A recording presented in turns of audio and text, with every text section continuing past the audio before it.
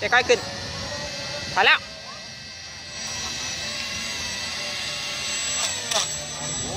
ขึ้นครับขึ้นแรงกดหัวเลยสีมาสเตอร์ครับสีมาสเตอร์ลำผมครับบินดีลำนี้ทำไมตอนขึ้นเจ้าบินตัวไหนลมมันแรง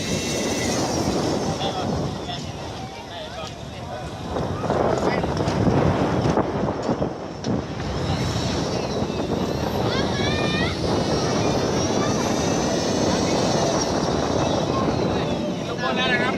ลงบนแล้วครับต้องปล่อยรีโมทเลยครับโอ้ขึ้นสูงสูง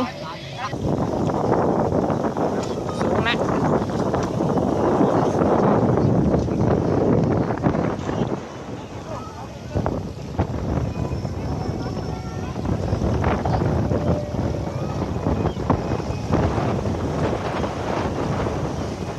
ลดลงนิ่มๆครับลดลงนิ่มๆฟับ